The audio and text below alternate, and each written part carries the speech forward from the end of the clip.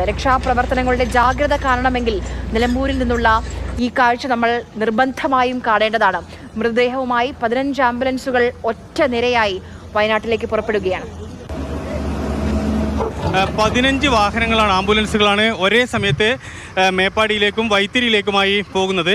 ഇന്നലെ വൈകിട്ടും ഇന്ന് രാവിലെയുമായി കണ്ടെത്തിയ മൃതദേഹത്തിൻ്റെ ഭാഗങ്ങളും അടങ്ങിയ വാഹനങ്ങളാണ് അല്ലെങ്കിൽ ആംബുലൻസുകളാണ് ഇപ്പോൾ ഈ നിലമ്പൂർ ആശുപത്രിക്ക് പരിസരത്ത് നിന്നും പോകുന്നത്.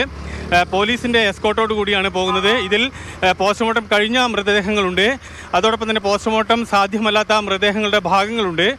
DNA പരിശോധനയ്ക്കുള്ള സാമ്പിളുകൾ എടുത്തതിന് ശേഷം അത് വീണ്ടും മറ്റ് തിരിച്ചറിയൽ നടപടിക്രമങ്ങൾക്ക് വേണ്ടി പാക്ക് ചെയ്ത് ഈ വാഹനങ്ങൾ ഇപ്പോൾ പോവുകയാണ്.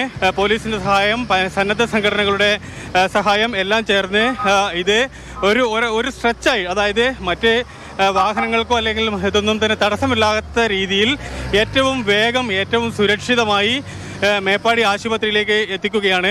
അവിടെ ആൾക്കാർ തിരിച്ചറിയുന്നതിന് വേണ്ടി കാത്തുനിൽപ്പുണ്ട്. ആ തിരിച്ചറിയൽ നടപടിക്രമങ്ങളാണ് ആദ്യഘട്ടത്തിൽ നടക്കുക.